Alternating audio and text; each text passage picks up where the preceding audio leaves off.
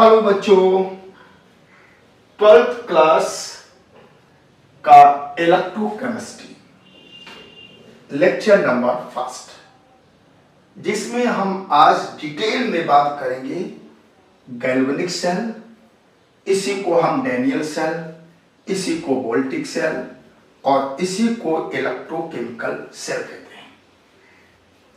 तो आज इसे बहुत ही डिटेल में शुरुआत करनी है। सभी लोग कॉपी पेन निकाल लीजिए, साथ में इसके नोट्स बनाते चलें, जिससे कि हर बात आपको क्लियर होती चले। तो इस गैल्वेनिक और डैनियल सेल के पहले हमें कुछ बातें सीखना पड़ेगा, कुछ बातें समझना पड़ेगा, तब हम गैल्वेनिक सेल में आएंगे। तो सबसे पहले तो हम यही समझें कि इलेक्ट्रोकेमिस्ट्री है क्या, यह हमें क्या सिखाएगी, यह हमें क्या समझाएगी इलेक्ट्रोकेमिस्ट्री।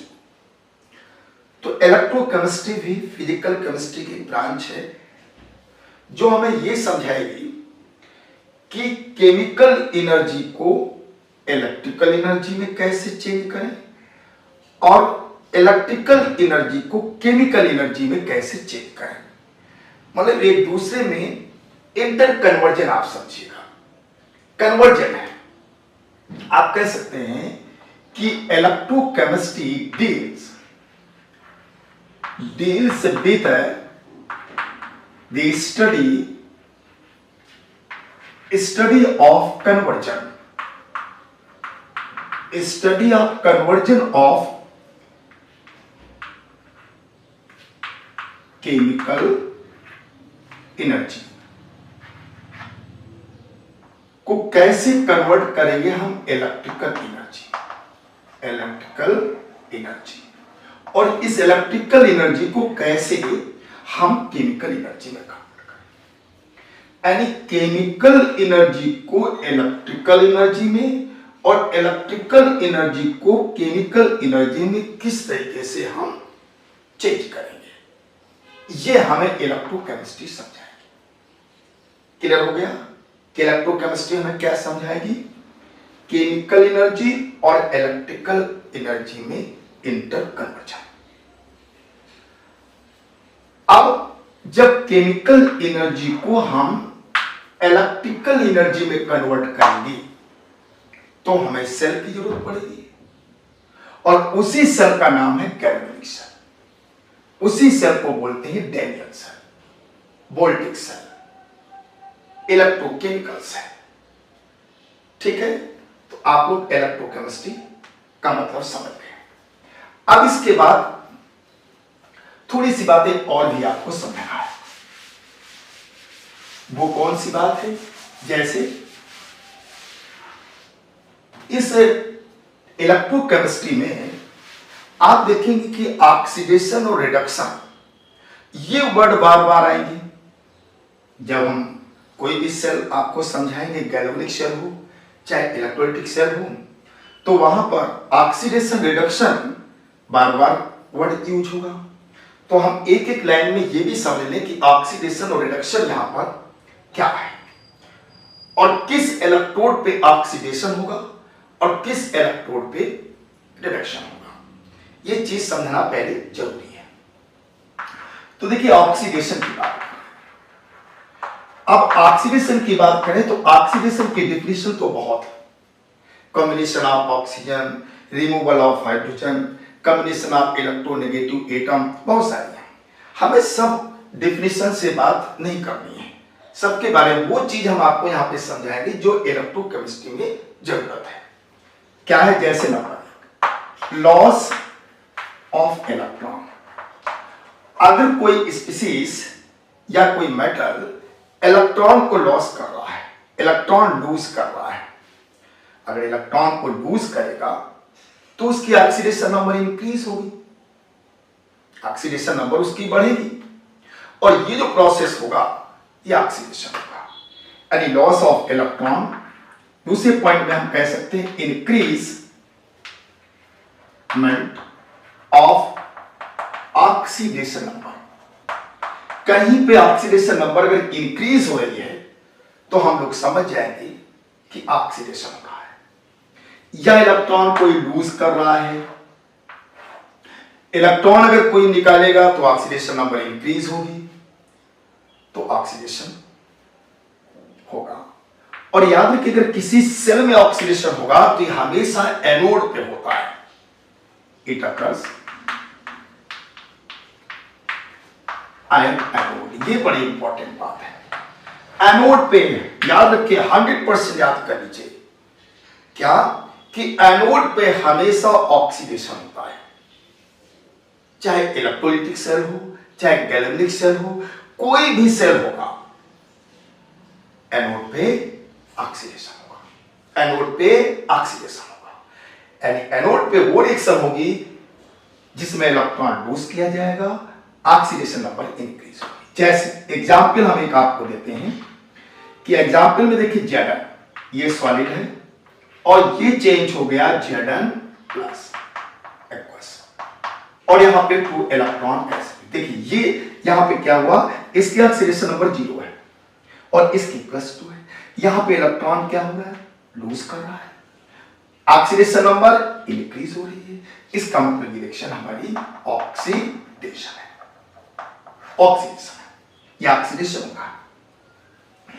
ये ऑक्सीडेशन रिएक्शन अगर सेल की बात करें तो हमेशा हमेशा एनोड पे होगी, ठीक। अच्छा, दूसरी बात हम देखेंगे रिडक्शन। रिडक्शन की बात जब आएगी तो रिडक्शन जस्ट उल्टा हो जाएगा। क्या हो जाएगा, लॉस ऑफ इलेक्ट्रॉन के प्लेस पे होगा gain of electron, gain of electron, यहां पे इलेक्ट्रॉन गेन किया जाएगा। दूसरा पॉइंट, यहां इंक्रीजमेंट ऑफ ऑक्सीडेशन नंबर, यहां डिक्रीजमेंट हो जाएगा, decreasement of oxidation number, oxidation number को डिक्रीजमेंट हो जाएगा। और it occurs at cathode, it occurs at cathode, ये हमेशा कैथोड पे होगी। रिडक्शन हमेशा कैथोड पे होगा, कोई भी सेल हो दुनिया का, कोई भी सेल कैथोड पे हमेशा रिडक्शन होगा, 100% रिडक्शन होगा। एग्जाम्पल लिख देता हूं, Cu पे 2 प्लस, यहां पे क्या होगा, ये आपका एक्वस है, क्या है, गेन ऑफ इलेक्ट्रॉन, इसलिए देखिए इलेक्ट्रॉन लिया। इलेक्ट्रॉन कहां से मिले, क्योंकि एनोड पे इलेक्ट्रॉन निकलेगा, वही इलेक्ट्रॉन ये ले लेगा और यहां पे Cu सॉलिड में बदल गया, ये हमारा रिडक्शन हो गया, ठीक। तो ये ऑक्सीडेशन रिडक्शन याद रखिएगा, बहुत ही इंपॉर्टेंट है। ऑक्सीडेशन कहां होगा, एनोड पे, रिडक्शन कहां होगा, कैथोड पे, ठीक, क्लियर हो गया। इसके बाद थोड़ा सेल की बात कर लेते हैं एक लाइन में, कि अगर हम आपसे कहें कि सेल क्या है, सेल है क्या, आपसे कहा जाए व्हाट इज सेल, सेल क्या है, तो कोई बहुत बड़ा पॉइंट सेल का नहीं है। सेल में क्या होते हैं, कोई सिस्टम है जिसमें 2 इलेक्ट्रोड पड़े हुए हैं सॉल्यूशन में, वो सेम भी सॉल्यूशन हो सकते हैं, डिफरेंट हो सकते हैं, तो एक सिस्टम है, एक अरेंजमेंट है। आप कह सकते हैं सेल के बारे में अगर आप कहेंगे तो एनी अरेंजमेंट है, कोई भी एक अरेंजमेंट है, arrangement consisting 2 electrode, 2 electrode dipped, जो डूबे होते हैं, dipped into 2 same or different electrolytic solution is called cell। ये सेल हो गया। any arrangement consisting of 2 electrode dipped into 2 same or dipped into same or different electrolytic solution, मतलब ऐसा कोई भी अरेंजमेंट जिसमें 2 इलेक्ट्रोड सेम या डिफरेंट इलेक्ट्रोलाइटिक सॉल्यूशन में डूबे हों तो हम लोग उसको सेल करते हैं। ये तो कोई बहुत बड़ी बात नहीं थी। अब देखिए यहां पर इलेक्ट्रोकेमिस्ट्री को हम क्लासिफाइड थोड़ा कर देते हैं। इलेक्ट्रोकेमिस्ट्री, अब इलेक्ट्रोकेमिस्ट्री को हम 3 पार्ट्स में डिवाइड कर देंगे और यही तीनों पार्ट से टॉपिक फिनिश हो जाएगा। देखिए पहला है इलेक्ट्रोलिटिक सेल। इलेक्ट्रोलिटिक सेल आपको पढ़ना है। अब सेल समझ गया? सेल का मतलब है 2 electrode are dipped into same और डिफरेंट इलेक्ट्रोलिटिक सॉल्यूशन। तो इलेक्ट्रोलिटिक सेल और दूसरा सेल आता है जिसकी हम बात करने आज जा रहे हैं, गैल्वेनिक सेल। यही आपके सिलेबस में डिटेल में है, गैल्वेनिक सेल। इसके बहुत सारे नाम थे। गैल्वेनिक सेल था, इसी को वोल्टिक सेल बोला था, डैनियल सेल बोला था, इलेक्ट्रोकेमिकल सेल बोला था। ये गैल्वेनिक सेल, ये बहुत इंपॉर्टेंट है, इंपॉर्टेंट तो है टॉपिक। और एक आपको पढ़ना है इसमें कंडक्टेंस। कंडक्टेंस, ये conductance of electrolyte, conductance of electrolyte. तो गैल्वेनिक सेल आपका डिटेल है, आपके सिलेबस में एनसीईआरटी में गैल्वेनिक सेल से स्टार्ट किया है। हम आपको पहले थोड़ा सा इलेक्ट्रोलिटिक सेल बताने के बाद फिर डिटेल में बात करता हूं गैल्वेनिक सेल क्या है। तो देखिए आप लोग सबसे पहले हेडिंग लगाएंगे इलेक्ट्रोलिटिक सेल। इलेक्ट्रोलिटिक सेल, तो देखिए इलेक्ट्रोलिटिक सेल क्या है? इलेक्ट्रोलिटिक सेल, कुछ पॉइंट है इसके। इलेक्ट्रोलिटिक सेल क्या करता है? ये इलेक्ट्रिकल एनर्जी को केमिकल एनर्जी में कन्वर्ट करेगा। यानी इलेक्ट्रिकल एनर्जी को केमिकल एनर्जी में कन्वर्ट करेगा। मतलब हमें इस सेल में इलेक्ट्रिक करंट को भेजना पड़ेगा।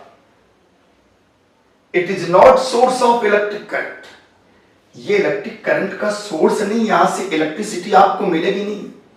हमें इस सेल में इलेक्ट्रिसिटी भेजना पड़ेगा। तो जब इलेक्ट्रिसिटी उस सेल में जाएगी तो उसके अंदर कुछ रिएक्शन होंगे, कुछ प्रोडक्ट मिलेंगे, और उस प्रोडक्ट में जो एनर्जी होगी वो केमिकल एनर्जी होगी। मतलब कुल मिला के इलेक्ट्रिकल एनर्जी हमें केमिकल एनर्जी में कन्वर्ट करने का जो मेथड होगा वो इलेक्ट्रोलिटिक सेल से होगा। हम कह सकते हैं इनपुट, इसमें इनपुट क्या होगा? इलेक्ट्रिक करंट या इलेक्ट्रिकल एनर्जी। हमें इलेक्ट्रिकल एनर्जी को भेजना पड़ेगा। हमें आउटपुट में क्या मिलेगा? आउटपुट क्या मिलेगा? आउटपुट में हमें मिलेगा केमिकल एनर्जी। केमिकल एनर्जी मिलेगी हमें। इसके अंदर जो रिएक्शन होगी वो अपने आप नहीं होगी। उसमें हमने करंट भेजा है तब वो रिएक्शन स्टार्ट हुई है। हमने इलेक्ट्रिकल एनर्जी को भेजा है तब वो रिएक्शन स्टार्ट हुई है। तो हम लिख सकते हैं यहां पे जो रिएक्शन होगी नॉन स्पॉन्टेनियस रिडॉक्स रिएक्शन। यानी रिडॉक्स रिएक्शन ऑक्सीडेशन रिएक्शन होगा, लेकिन वो नॉन स्पॉन्टेनियस रिडॉक्स रिएक्शन होगी। क्लियर हो गया?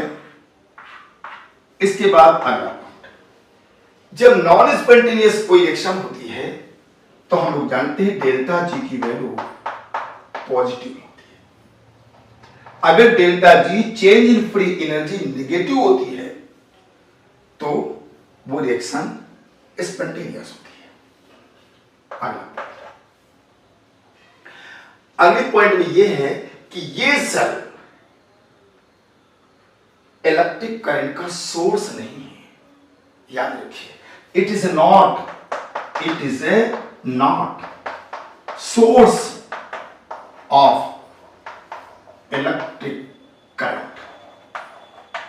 इलेक्ट्रिक करंट का सोर्स नहीं है, हमें यहां से इलेक्ट्रिक करंट मिलेगी नहीं, बल्कि इलेक्ट्रिक करंट भेजना पड़ेगा।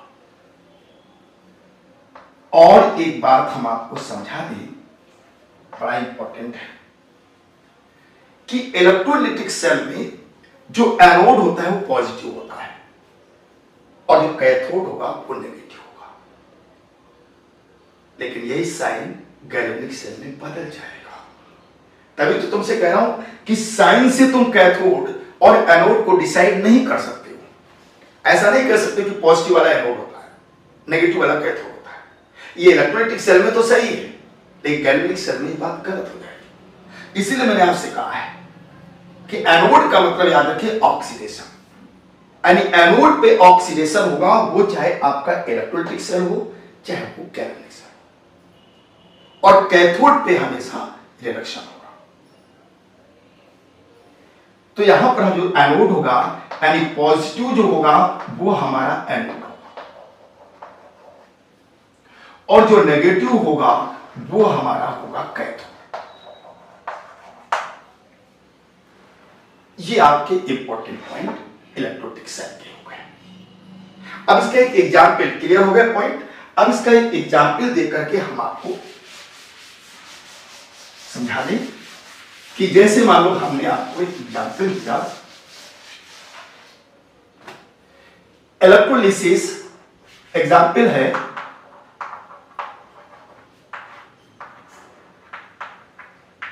इलेक्ट्रोलिसिस ऑफ फ्यूज्ड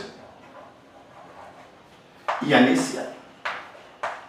फ्यूज्ड का मतलब NaCl का जब हम इलेक्ट्रोलिसिस करेंगे तो पानी नहीं डालेंगे, सॉलिड ऐसे डालेंगे। जैसे मान लीजिए यहां पर ये सेल हो गया, यहां पे एक इलेक्ट्रोड यहां, इसमें हमने NaCl डाल दिया,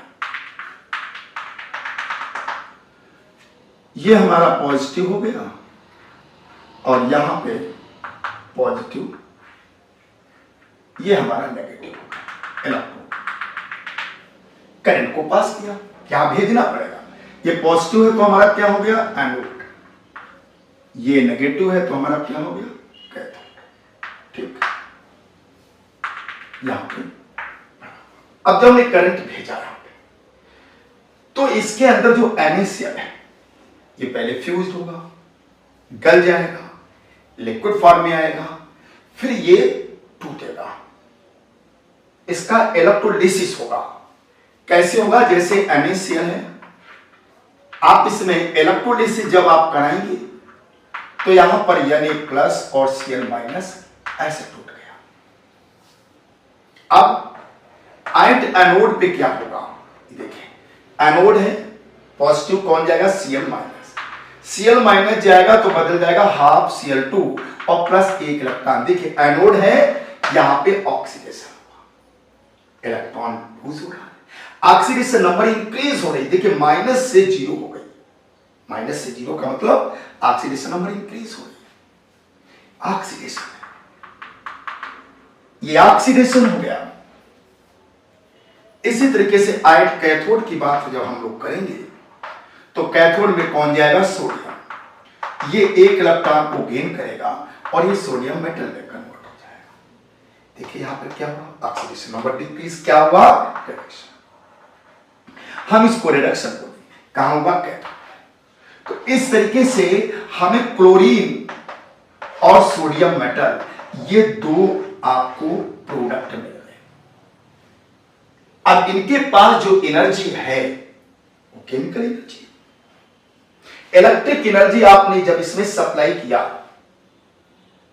तो जब सप्लाई किया तो इसके अंदर रिएक्शन होने लगी, यानी इलेक्ट्रिक करंट यूटिलाइज हो गई रिएक्शन को कराने, और जब रिएक्शन हुई तो ये टूट गया Na+ और Cl- में। Cl- से एनोड पे जाकर के क्लोरीन गैस आपको मिल गई। इसके बाद आपको यहां पे कैथोड पे सोडियम मिल गया, प्रोडक्ट आपको मिले। तो जो आपने इलेक्ट्रिसिटी भेजा उससे जो प्रोडक्ट मिला, उस प्रोडक्ट के पास भी तो एनर्जी है, वो एनर्जी आपकी जो है एक तरीके से केमिकल एनर्जी के फॉर्म में है। तो इलेक्ट्रिकल एनर्जी को आपने केमिकल एनर्जी में कन्वर्ट कर लिया बाय इलेक्ट्रोलाइटिक सेल। लेकिन हमें बात डिटेल में करना है गैल्वेनिक सेल की। तो गैल्वेनिक सेल के बारे में पहले थोड़े से पॉइंट देख लीजिए, फिर डिटेल में हम लोग गैल्वेनिक सेल की तरफ मूव कर रहे हैं धीरे धीरे। अब इसे गैल्वेनिक सेल की बात करें तो गैल्वेनिक सेल में पहला पॉइंट यही होगा कि यहां पे जो केमिकल एनर्जी होगी, ये केमिकल एनर्जी कन्वर्ट होगी इलेक्ट्रिकल एनर्जी। मतलब कुल मिलाकर के इलेक्ट्रिकल एनर्जी, कुल मिलाकर ये सेल, ये वो सेल है जिससे हमें इलेक्ट्रिसिटी मिलेगी, और इलेक्ट्रिसिटी प्रोड्यूस होगी इससे। सेल के अंदर कोई केमिकल रिएक्शन होगी और केमिकल रिएक्शन होने पे जो केमिकल एनर्जी है वो इलेक्ट्रिकल एनर्जी में कन्वर्ट हो जाएगी, उससे हम लोग वर्क करेंगे। दूसरा पॉइंट बताइए, इनपुट यहां पर क्या होगा? इनपुट यहां पर है केमिकल एनर्जी। केमिकल एनर्जी का मतलब यहां पे केमिकल रिएक्शन होगी, केमिकल रिएक्शन हम लिख देते हैं, केमिकल रिएक्शन होगी। इनपुट केमिकल एनर्जी अर्थात केमिकल रिएक्शन। आउटपुट में आपको क्या मिल जाएगा? आउटपुट में आपको मिलेगा इलेक्ट्रिकल एनर्जी, आपको इलेक्ट्रिकल एनर्जी मिल जाएगी, आपको इलेक्ट्रिकल एनर्जी आउटपुट। और ये रिएक्शन देखिए अपने आप होगी, स्पॉन्टेनियस रिएक्शन है, यानी आप होगी स्पॉन्टेनियस। स्पॉन्टेनियस रिडॉक्स रिएक्शन होगी भाई, अपने आप स्पॉन्टेनियस रिडॉक्स रिएक्शन। और डेल्टा जी की वैल्यू यहां पर क्या होगी बताओ? डेल्टा जी की वैल्यू यहां पर नेगेटिव आएगी। जब नेगेटिव होता है तभी तो स्पॉन्टेनियस रिएक्शन होता है। और बताइए, जो रिडॉक्स रिएक्शन होगी वो रिडॉक्स रिएक्शन इनडायरेक्ट होगी, डायरेक्ट नहीं होगी, इनडायरेक्ट होगी। तो इनडायरेक्ट रिडॉक्स रिएक्शन दिखाएंगे आपको। जब गैल्वेनिक सेल बनाएंगे तो वहां पर बताएंगे इनडायरेक्ट जो है रिडॉक्स रिएक्शन। और एक पॉइंट बड़ा इंपॉर्टेंट है, जैसे मैंने इलेक्ट्रोलाइटिक सेल में बताया था कि यहां पर जो नेगेटिव होगा ये आपका एनोड होगा। गैल्वेनिक सेल में एनोड नेगेटिव होता है और जो पॉजिटिव होगा ये कैथोड। ये बड़ी इंपॉर्टेंट बात है, ये आप लोगों से पूछ भी लिया जाता है। सब हम आपको करके दिखाएंगे, समझाएंगे। तो अब बड़ी इंपॉर्टेंट बात यहां पर ये आ गई कि हम साइन से एनोड और कैथोड को नहीं पहचान सकते हैं। हाँ, ऑक्सीडेशन रिडक्शन से आप कर सकते हो। एनोड है यहां, इस एनोड में नेगेटिव जरूर है, लेकिन यहां पर भी क्या होगा? ऑक्सीडेशन होगा, यहां पर रिडक्शन होगा। यानी आप समझ लीजिए कि जिस इलेक्ट्रोड पे ऑक्सीडेशन हो रहा है वो 100% एनोड होगा, और जिस इलेक्ट्रोड पे रिडक्शन हो रहा है वो 100% कैथोड होगा। तो इस तरीके से गैल्वेनिक सेल के ये कुछ पॉइंट है। अगर हम आपसे कहें कि गैल्वेनिक सेल और इलेक्ट्रोलाइटिक सेल में आप डिफरेंस लिख दीजिए, तो बहुत बढ़िया पॉइंट आपके पास। देखिए ये पॉइंट गैल्वेनिक सेल के हैं, इलेक्ट्रोलाइटिक सेल के हमने आपको लिखवाया था। यानी उसमें क्या होता है? इलेक्ट्रिकल एनर्जी इसमें कन्वर्ट होती है। यहां पे इनपुट में क्या होता है? Electrical energy. आउटपुट में क्या होता है? केमिकल एनर्जी होती है। नॉन स्पॉन्टेनियस वो प्रोसेस था, डेल्टा जी उसमें पॉजिटिव था, वहां पे अपना जो है ये साइन अलग था। तो डिफरेंस वाला क्वेश्चन आप लोग अच्छी तरीके से कर देंगे। अब गैल्वेनिक सेल के पहले, अभी देखिए गैल्वेनिक सेल की सारी तैयारियां हो रही हैं, उसी की तरफ धीरे धीरे मूव कर रहे हैं। तो ये सारे पॉइंट आपको अच्छी तरीके से पता होना चाहिए। अब देखिए, गैल्वेनिक सेल बनाने के पहले एक एक्सपेरिमेंट किया गया और बड़ा काम का एक्सपेरिमेंट था, और उसी एक्सपेरिमेंट से जो साइंटिस्ट थे उनका दिमाग जो है काम करने लगा और इलेक्ट्रिसिटी बना दिया। इस एक्सपेरिमेंट से, जो एक्सपेरिमेंट बताने जा रहा हूं, इसी एक्सपेरिमेंट से साइंटिस्ट लोगों का दिमाग खुला और इलेक्ट्रिसिटी का फॉर्मेशन किया। तो एक्सपेरिमेंट आप समझ लीजिए क्या है। एक्सपेरिमेंट में यह देखा गया कि इन्होंने जैसे एक ये कंटेनर लिया और इस कंटेनर में कॉपर सल्फेट का सॉल्यूशन भर दिया, एक्वा सॉल्यूशन, और ये ब्लू कलर का होता है। किस कलर का होता है? ब्लू कलर का। एक कॉपर यानी Cu+2 जो है ये ब्लू कलर का होता है। और इसी में जिंक की रॉड डाल दिया, ये जिंक की रॉड डाल दिया। कॉपर सल्फेट सॉल्यूशन था, उसी में जिंक की रॉड इस तरीके से डाल दी। और डालने के बाद देखा क्या, दो तीन चीजें हो गई। ये रॉड जो है इसका वेट कम हो गया। ये ऑब्जर्वेशन मिला कि यहां पर जो रॉड थी उसका मास डिक्रीज हो गया। मतलब यहां से जिंक आयन इस सॉल्यूशन में आने लगे।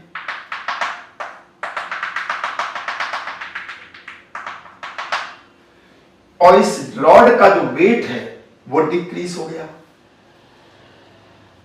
और यहां पर देखा क्या कि कुछ प्रेसिपिटेट मिल गया, reddish brown, PPT of C, copper का, यानी Cu जो है रेडिश ब्राउन कलर का था। ये एक्सपेरिमेंट जब इन्होंने देखा तो यहां से कुछ पॉइंट ऑब्जर्व हुए। जैसे फर्स्ट पॉइंट तो ये था कि जो ये ब्लू कलर था ये धीरे धीरे डिसअपियर हो गया, खत्म हो गया, यानी इसका ब्लू कलर ऑफ सॉल्यूशन ये डिसअपियर हो गया, डिसअपियर हो गया, खत्म हो गया। दूसरी चीज, weight of zinc rod decreases, कम हो गया। तीसरा, reddish brown PPT of Cu is observe, ये भी ऑब्जर्व हो गया। और एक चौथा पॉइंट निकला, टेम्परेचर ऑफ सॉल्यूशन इंक्रीजेस। ये चार ऑब्जर्वेशन मिले और इसी चार ऑब्जर्वेशन से गैल्वेनिक सेल का निर्माण हुआ। देखिए, ये blue colour of solution disappear हो गया, wait of zinc rod decrease हो गई क्योंकि जिंक आयन इस सॉल्यूशन में आने लगे। Reddish brown precipitate of copper is observed, यहां पे कॉपर के रेडिश ब्राउन पार्टिकल मिल गए। और इस सॉल्यूशन का टेम्परेचर भी इंक्रीज हो गया, यहां पे थर्मामीटर लगा दिया गया, उससे देख लिया गया टेम्परेचर इंक्रीज हुआ है। इससे काफी कुछ पॉइंट है और कौन सी रिएक्शन हुई वो चीज आपको समझना। तो ये चार पॉइंट यहां पे ऑब्जर्व हुए इस एक्सपेरिमेंट से। तो इसके अंदर क्या हुआ, कौन सी रिएक्शन हुई और क्या हुआ जिसकी वजह से ये ब्लू कलर डिसअपियर हो गया, इसका वेट कम हो गया, इसके अंदर का टेम्परेचर इंक्रीज हो गया और यहां पे reddish brown precipitate of copper मिल गया। तो क्या हुआ इसके अंदर? इसके अंदर जो रिएक्शन हुई वो ये हुई, जरा इसको हम साफ कर देते हैं। यहां पे इसके अंदर जो रिएक्शन हुई वो देखिए, इस रॉड से जिंक आयन इस सॉल्यूशन में आने लगे। यहां पर क्या था, कॉपर, कॉपर सल्फेट इसमें था, यानी इसमें कॉपर आयन भी थे और सल्फेट आयन भी थे। थे पहले से, इसी वजह से इसका Cu+2 आयन की वजह से इसका ब्लू कलर था। लेकिन जब जिंक आयन यहां पे आने लगे तो जिंक आयन जब यहां पर आएंगे तो इलेक्ट्रॉन को क्या करेंगे, रिलीज करेंगे।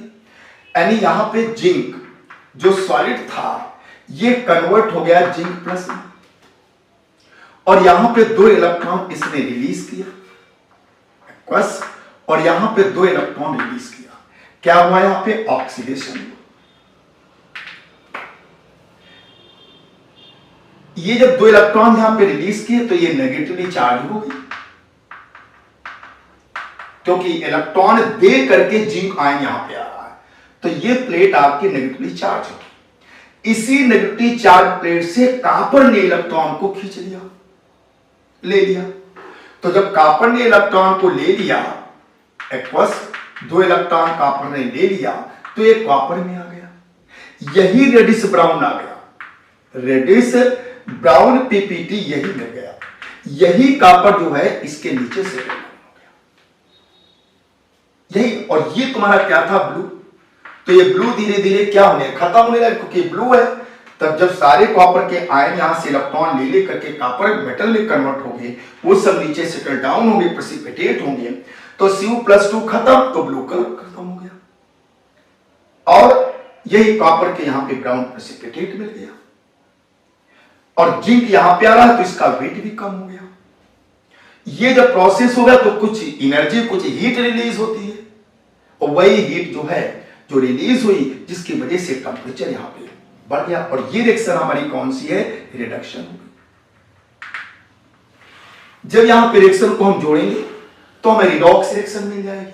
देखिए इलेक्ट्रॉन कैंसिल हो गए, और यहां पर Zn plus Cu+2 charge solid हो गया, और ये एक्वस है, और दिस चेंज इनटू यहां पे Zn+2 एक्वस, और यहां पे Cu मिल गया सॉलिड। ये रिडॉक्स रिएक्शन मिल गई। लेकिन ये जो रिडॉक्स रिएक्शन आपको मिली, ये डायरेक्ट रिडॉक्स रिएक्शन मिली। डायरेक्ट का मतलब इसी कंटेनर, इसी सेल, इसी बीकर के अंदर दोनों रिएक्शनें हो रही हैं। ये रिएक्शन भी यही हो रही है, और उसी के अंदर ये भी रिएक्शन हो रही है। इसने इलेक्ट्रॉन को लूज किया, और वही इलेक्ट्रॉन इसने गेन करके रिएक्शन दिया, और ये रिडॉक्स रिएक्शन। अब इसी जगह देखिए दिमाग क्या लगाया, वैज्ञानिकों ने क्या दिमाग लगाया। उन्होंने ये सोचा, और ध्यान से समझेगा, यहीं से दिमाग ओपन हुआ, यहीं से इलेक्ट्रिसिटी बनी, यहीं से गैल्वेनिक सेल बना। क्या दिमाग लगाया, इन्होंने कहा कि जिंक ने इलेक्ट्रॉन लूज किया, जिंक यहां आया, इलेक्ट्रॉन लूज किया, वही इलेक्ट्रॉन इसने ले लिया, तो लेकर के रिडक्शन हो गया, और इसने दे दिया तो ऑक्सीडेशन हो गया। अब इन्होंने सोचा कि ये रिएक्शन हम अलग किसी डब्बे में कराएंगे, एक बीकर में जिंक वाली रिएक्शन एक अलग बीकर में कराएंगे, और कॉपर वाली एक अलग, और दोनों को तार से जोड़ दें। डायरेक्ट इलेक्ट्रॉन हम कॉपर को ना दें, हम वायर जोड़ेंगे, और देखेंगे कि वायर के माध्यम से ये कॉपर इलेक्ट्रॉन ले लेगा, यानी जिंक कॉपर को इलेक्ट्रॉन देगा और कॉपर लेगा। ये दिमाग डेवलप किया, और ये जब दो अलग अलग बीकर में रिएक्शन कराने के बाद वायर से जब जोड़ दिया कॉपर रॉड को, कॉपर सल्फेट के सॉल्यूशन में जो डूबी हुई है, तो देखा क्या कि जिंक ने जो इलेक्ट्रॉन लूज किए, वो इलेक्ट्रॉन उस वायर के द्वारा जो है कॉपर वाले सॉल्यूशन में चले गए। और तुम जानते हो इलेक्ट्रॉनों का जो मूवमेंट होता है, इलेक्ट्रॉनों का जो फ्लो होता है, वही तो इलेक्ट्रिक करंट होती है। इस तरीके से इस एक्सपेरिमेंट से पूरा दिमाग खुला और गैल्वेनिक सेल बना, और उस गैल्वेनिक सेल से इलेक्ट्रिसिटी को प्रोड्यूस किया गया। अब हम स्टार्ट करेंगे गैल्वेनिक सेल। अब आपको पूरी कहानी समझ में आ गई कि गैल्वेनिक सेल की जो उत्पत्ति हुई, गैल्वेनिक सेल जो बना, वो दिमाग कहां से आया, वो दिमाग इस एक्सपेरिमेंट से आया।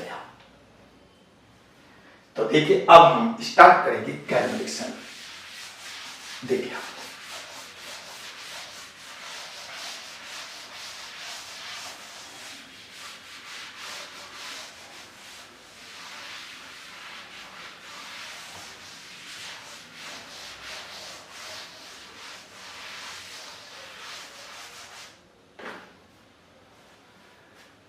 यहां पर एक देखिए इस तरीके से आपने सेल बनाया और यहां पे आपने जिंक सल्फेट को भर दिया। गैल्वेनिक सेल बता रहा, इसमें अपना कॉपर सल्फेट जिंक सल्फेट इसमें भरा हुआ है और इसी जिंक की रॉड इसमें हमने ऐसे जिंक की रॉड डाल दिया।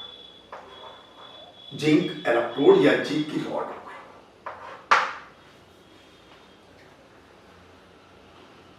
एक दूसरा से ऐसे लिया, यहां पर हमने कॉपर सल्फेट को भर दिया CuSO4 और यहां पर हमने कॉपर की रॉड डाल दिया। ये Cu रॉड है या इलेक्ट्रोड कह लीजिए, कुछ नहीं कह लीजिए रॉड। ठीक, अब होगा क्या, अच्छा इसमें जब जिंक सल्फेट है तो जिंक आयन और सल्फेट आयन पहले से प्रेजेंस है, क्योंकि जिंक सल्फेट में जिंक सल्फेट आयोनाइज्ड हो जाएगा, तो जिंक आयन और सल्फेट आयन है। यहां पे कॉपर आयन है और प्लस सल्फेट आयन दोनों है, ये दोनों इसमें प्रेजेंस है। अच्छा, अब हुआ ये कि इसमें वही काम होगा, जिंक आयन इसके अंदर इस सॉल्यूशन में आना स्टार्ट हो जाएगा। जिंक आयन कूद कूद करके यहां पे आ रहे हैं, तो बताइए क्या होगा, इसका इस तरीके से वेट कम होगा। बताइए वेट कम होगा, कोई जिंक आयन आ रहा है, लेकिन जिंक आयन आ रहा है इलेक्ट्रॉन दे करके आ रहा है, इलेक्ट्रॉन लेके नहीं आ रहा है, जिंक आयन इलेक्ट्रॉन देके। तो ये जो प्लेट आप देख रहे हो, ये प्लेट नेगेटिवली चार्ज हो जाएगी, क्यों, इलेक्ट्रॉन दे करके आ रहा है। इस रॉड में, इस इलेक्ट्रोड में, रॉड को या इलेक्ट्रोड को, इस इलेक्ट्रोड में इलेक्ट्रॉन की संख्या बहुत बढ़ जाएगी, क्योंकि जिंक आयन इलेक्ट्रॉन दे दे करके सॉल्यूशन में कूद रहे हैं। अच्छा, इस इलेक्ट्रोड को मैंने एक वायर से जोड़ दिया इसके साथ और यहां पे एक इलेक्ट्रिक बल्ब लगा दिया और एक वोल्ट मीटर भी लगा दिया, जिससे आपको पता रहे कि करंट जा रही है। यहां पे बल्ब लगा है। अब ये जो इलेक्ट्रॉन इसमें बहुत सारे हो गए, वो इलेक्ट्रॉन इस वायर से, क्योंकि वहां डिमांड है, क्योंकि कॉपर चाहता कि हमें इलेक्ट्रॉन मिले, तो उसकी मंशा है कि इलेक्ट्रॉन में मिले, तो इलेक्ट्रॉन के प्रति एफिनिटी को शो कर रहा है, उसे जरूरत है। तो ये इलेक्ट्रॉन ऐसे यहां से जाने लगे, ऐसे इलेक्ट्रॉन यहां जाने लगे, और इलेक्ट्रॉन जब ऐसे जा रहे हैं तो यहां पर इलेक्ट्रॉन जब आए तो ये कॉपर क्या करेगा, कॉपर यहां से इलेक्ट्रॉन लेगा और लेने के बाद जैसे यहां से इलेक्ट्रॉन जब लेगा, इस रॉड से जो आ रहे हैं उनसे इलेक्ट्रॉन ले करके ये कॉपर इस पे डिपोजिटेड हो जाएगा, इस रॉड में ऐसे डिपोजिटेड होने लगेगा। जो इलेक्ट्रॉन आए इस कॉपर ने ले लिया, ले रहा और भी खींच रहा है, वो आ रहे हैं वो भी इलेक्ट्रॉन और प्लस इस रॉड से भी इलेक्ट्रॉन खींच रहा है, इसलिए याद रखिए ये आपका पॉजिटिव हो जाएगा, कुल मिला के पॉजिटिव इलेक्ट्रोड हो जाएगा ये। और यहां पर ये कौन हो जाएगा, नेगेटिव हो जाएगा।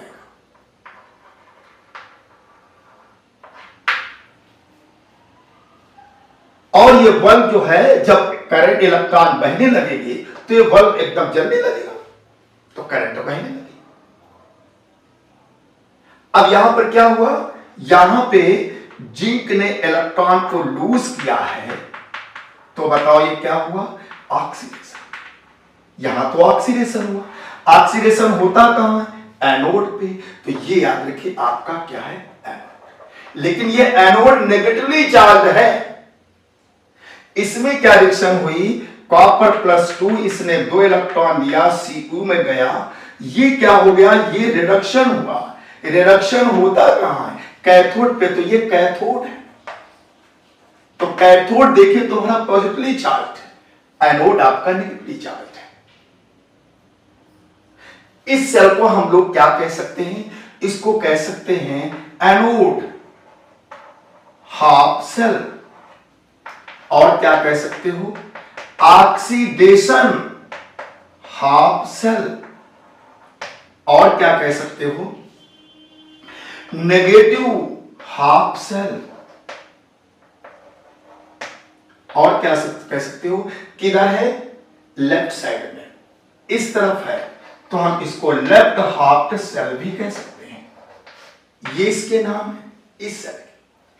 ये एनोड हाफ सेल है, ऑक्सीडेशन हाफ सेल है, नेगेटिव हाफ सेल है, लेफ्ट हाफ सेल है। इधर क्या होगा, इधर इसको हम बोलेंगे कैथोड हाफ सेल। दूसरा रिडक्शन हाफ सेल,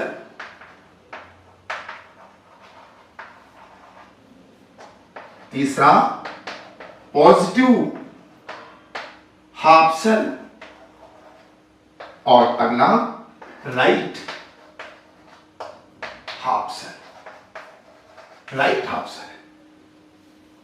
लेकिन यह बात समझ लीजिए कि इलेक्ट्रॉन जब यहां जाने लगे, जा रहे हैं जा रहे हैं जा रहे हैं, करंट फ्लो हो रही है, बल्ब जल रहा है, लेकिन 2-4 मिनट के बाद, 5 मिनट के बाद देखा ये गया कि ये बल्ब तो बंद हो गया, इलेक्ट्रॉनों का जाना बंद हो गया, सब काम फेल हो गया।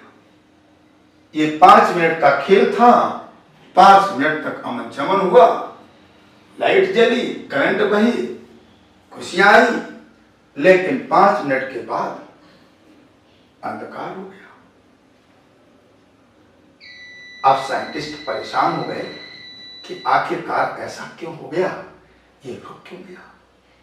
तो रुकने की वजह समझ लीजिए।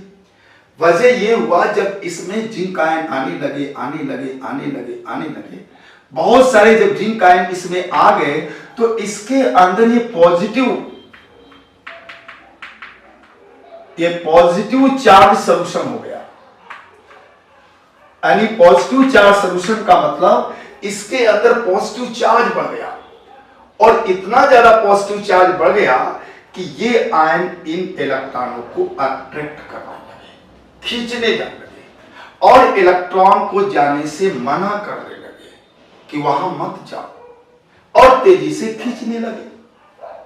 अच्छा, इधर क्या होगा, इधर जब कॉपर आयन इसमें डिपॉजिटेड होता जाएगा, चार्ज पॉजिटिव खत्म होता जाएगा, तो यहां पे आपको मिल जाएगा नेगेटिव, क्योंकि जब कॉपर आयन खत्म हो जाएगा तो सल्फेट आयन की संख्या ज्यादा हो जाएगी।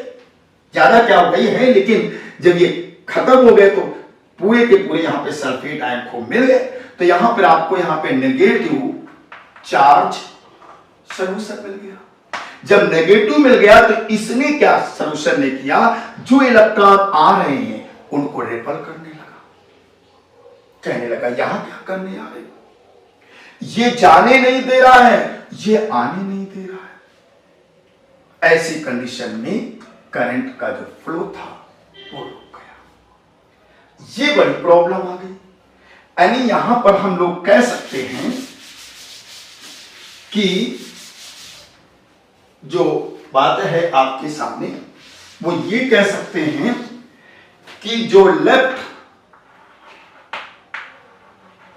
हाफ सेल है, इसने क्या किया, जरा देख लीजिए, इसमें जो positive charge in solution prevent, ये रोकता है, प्रिवेंट आउटवर्ड, जो बाहर को इलेक्ट्रॉन जा रहे हैं, prevent outward flow of electron. यानी positive charge in solution prevent outward flow of electron. जब पॉजिटिव चार्ज यहां बढ़ जाएगा तो उधर जाने के इलेक्ट्रॉनों को रोकेगा। यहां क्या कर रहा है, right cell, right half cell, ये क्या कर रहा है, ये कर रहा है negative charge in solution prevent inward, जो इलेक्ट्रॉन आ रहे हैं, इनवर्ड फ्लो ऑफ इलेक्ट्रॉन, यानी जो आ रहे हैं उनको रोक रहा है, ये जाने से रोक रहा है। तो ये प्रॉब्लम फिर सॉल्व कैसे हो? इस प्रॉब्लम को सॉल्व करने के लिए आया साल्ट ब्रिज। साल्ट ब्रिज यहां पर आया, ये हटा दें, आप लोग समझ गए होंगे। अब थोड़ी कहानी आप साल्ट ब्रिज की समझ लीजिए, वो इस प्रोसेस को कंटिन्यू कर देगा। तो जरा साल्ट ब्रिज में आइए, यहां पे हम साल्ट ब्रिज की बात करें। ये साल्ट ब्रिज यहां पे यू शेप की ऐसे एक ग्लास की ट्यूब होती, ऐसे यहां पर हम इलेक्ट्रोलाइट जैसे मान लो KCl भर देंगे। तो साल्ट ब्रिज में पहला पॉइंट है, it is a U shape glass tube है, ग्लास ट्यूब होती है, देखिए यू शेप होती है, ऐसे बना दिया जाता है।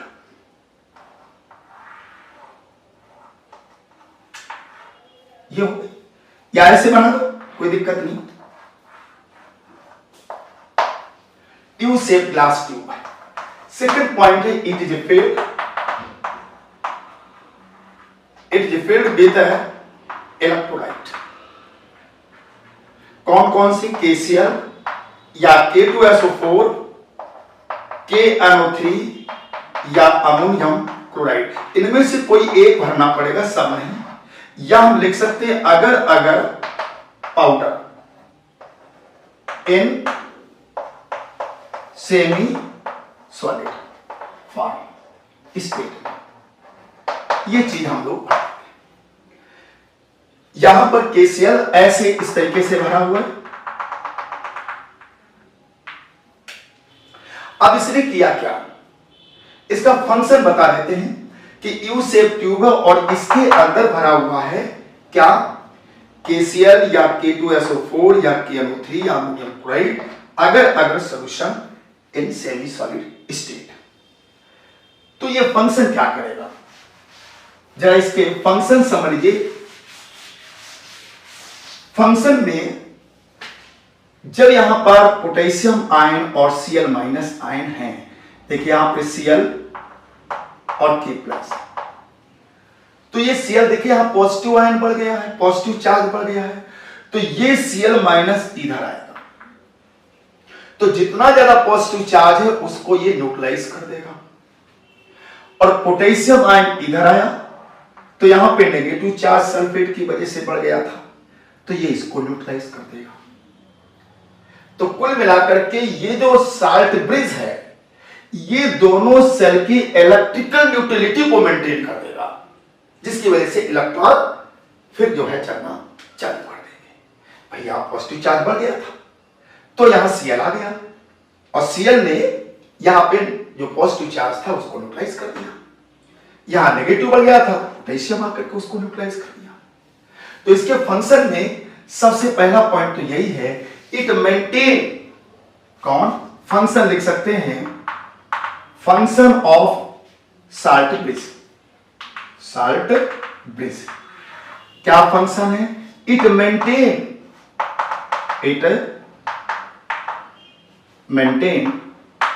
इलेक्ट्रिकल न्यूट्रलिटी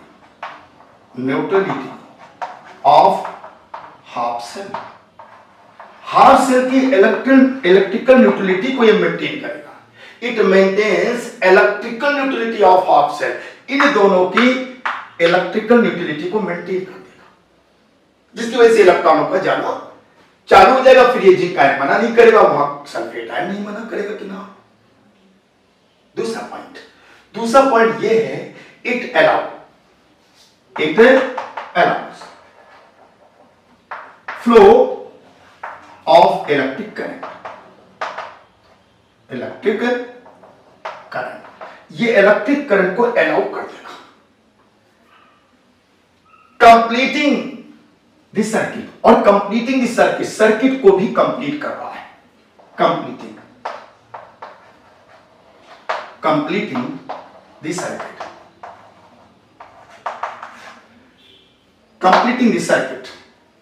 सर्किट को भी कंप्लीट करेगा। और एक बहुत ही इंपॉर्टेंट इसका फंक्शन ये है, इसके अंदर साल्ट ब्रिज का कि देखिए जब ये सॉल्यूशन नेगेटिवली हो गया, मान लीजिए यहां पे नेगेटिव चार्ज आ गया, बहुत सारा नेगेटिव चार्ज है, थोड़ी देर के लिए इसको ना डिसोसिएट समझिए, ये जब आया तो यहां पे बहुत सारा पॉजिटिव चार्ज हो गया, यहां का बहुत सारा नेगेटिव चार्ज हो गया, तो पॉजिटिव नेगेटिव के बीच में यहां पोटेंशियल डिफरेंस प्रोड्यूस हुआ, इसकी डायरेक्शन पॉजिटिव टू नेगेटिव हो गई, यहां पर क्या नेगेटिव इधर पॉजिटिव इधर हुआ, ये पॉजिटिव है, तो इसका जो ईएमएफ होगा उसकी डायरेक्शन ये होगी, इलेक्ट्रॉन इधर जा रहे हैं तो करंट इधर बहेगी, क्योंकि हम लोग जानते हैं कि पॉजिटिव से नेगेटिव की तरफ करंट फ्लो होती है, इलेक्ट्रॉन इधर जा रहे हैं तो करंट इधर आ रहे हैं, तो इसका ईएमएफ का डायरेक्शन ये होगा पॉजिटिव टू नेगेटिव, और यहां पर ये पॉजिटिव सॉल्यूशन यहां पर नेगेटिव, ये जब इस तरीके से टच होंगे, पास पास आएंगे, तो यहां पॉजिटिव नेगेटिव के बीच में भी पोटेंशियल डिफरेंस प्रोड्यूस होगा, जिसकी डायरेक्शन ये होगी, बताइए इसकी डायरेक्शन ये है और इसकी डायरेक्शन ये है, अपोजिट डायरेक्शन हो गई, इसको बोलते हैं liquid liquid junction potential, liquid liquid junction potential. अगर ये लिक्विड लिक्विड जंक्शन पोटेंशियल बहुत ज्यादा होगा तो पता चला कि यहां पे 8 वोल्ट का पोटेंशियल डेवलप हो रहा है इस डायरेक्शन में, 4 का इधर प्रोड्यूस हो रहा है, तो बताइए नेट कितना मिला, 4 है तो मिला।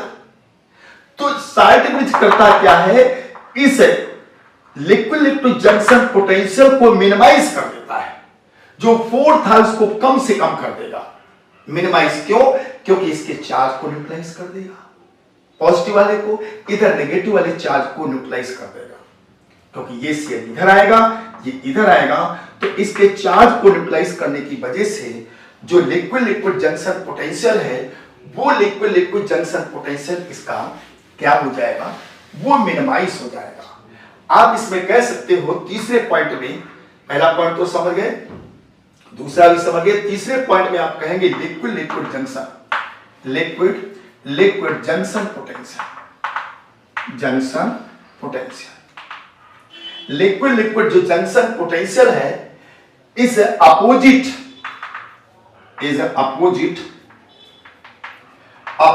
to EMF of the cell, opposite to EMF of the cell। यहां पे लिक्विड लिक्विड जो जंक्शन पोटेंशियल है, आप समझ में आ गया, यहां पॉजिटिव यहां नेगेटिव, तो इस लिक्विड लिक्विड के बीच में भी जंक्शन पोटेंशियल हुआ, इसकी डायरेक्शन ये होगी, और यहां पे पॉजिटिव नेगेटिव इसकी डायरेक्शन ये होगी, to opposite. Salt bridge minimize करेगा, minimize liquid liquid junction potential, liquid liquid junction potential, liquid liquid junction potential, liquid liquid junction potential को मिनिमाइज कर देगा, जिसकी वजह से रिजल्ट हमें ज्यादा से ज्यादा मिल जाएगा। तो ये साल्ट ब्रिज का काम हुआ, क्या किया, दोनों हाफ सेल को इलेक्ट्रिकल न्यूट्रलिटी को प्रोवाइड किया, दूसरा पॉइंट किया कंप्लीट सर्किट कर दिया, तीसरा पॉइंट कर दिया कि मतलब जो लिक्विड लिक्विड जंक्शन पोटेंशियल है उसको मिनिमाइज कर दिया। अब इसके बाद यहां पर जो आपने साल्ट लिया है इसके भी कुछ कंडीशन है, इनको भी आप समझ लीजिए। तो कंडीशन फॉर इलेक्ट्रोलाइट, इसमें नंबर 1 पहला पॉइंट, जो इलेक्ट्रोलाइट है साल्ट ब्रिज में वो इनर्ट होना चाहिए, इनर्ट इलेक्ट्रोलाइट, इनर्ट इलेक्ट्रोलाइट होना चाहिए, यानी नॉन रिएक्टिव होना चाहिए, रिएक्टिव नहीं होना चाहिए, नॉन रिएक्टिव। नॉन रिएक्टिव का मतलब जैसे हमारा KCl है, ये आपका जब डिसोसिएट हो गया तो यहां पर K+ होगा और Cl-, तो ये जो आपके हैं ये डू नॉट रिएक्ट विथ, ये रिएक्शन इनकी नहीं होनी चाहिए, do not react with any ion of half cell, half cell के किसी भी आयन से इनकी रिएक्शन नहीं होनी चाहिए।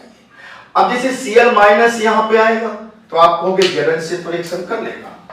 ये अगर यहां पर Cl आयन इसमें आएगा इसके अंदर तो ये रिएक्शन करके ZnCl2 बना देगा यहां पे, लेकिन ZnCl2 बन जाएगा, लेकिन क्या है, सॉल्युबल है, तो ये तुरंत जो है तुम्हारा टूट जाएगा फिर इसी में, तो कोई दिक्कत नहीं भाई, बनने के बाद टूट गया तो Cl आयन इसके अंदर Zn से रिएक्शन करके बनेगा। हाँ, अगर यहां पे मान लीजिए किसी कोई ऐसा सेल है जिसमें Ag इलेक्ट्रोड को आपने यूज किया है, Ag इलेक्ट्रोड को आपने यूज किया है, तो ये फिर Ag आयन से जब Cl आयन रिएक्शन करेगा, अगर KCl शार्ट में आप लेते हैं तो AgCl बनेगा, ये प्रेसिपिटेट बन जाएगा। तो यहां पर हम ये KCl को यूज नहीं कर सकते हैं अगर Ag इलेक्ट्रोड होगा तो इस तरीके से ऐसा इलेक्ट्रोड होना चाहिए, इलेक्ट्रोलाइट होना चाहिए जिससे जो आयंस मिले वो ज्यादा रिएक्शन किसी से ना करे, अगर करे तो ऐसा साल्ट बने जो सॉल्युबल हो। और दूसरा पॉइंट इसमें और है साल्ट के लिए कि इसकी जो मोबिलिटीज है वो ज्यादा होनी चाहिए और इक्वल होना चाहिए, यानी आयनिक मोबिलिटीज। सेकंड पॉइंट है आयनिक mobilities of cation and anion. Cation and anion should be high and equal. Equal भी होना चाहिए, should be high and equal, because उसका रीजन ये है कि बोथ हाफ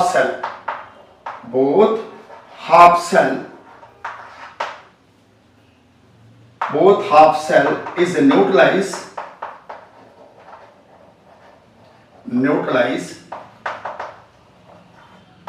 साइमल्टेनियसली, एक साथ न्यूट्रलाइज होते हैं। तो जो आयंस है तो जितनी तेजी से ये इधर आना चाहिए उतनी तेजी से इधर इसको आना है।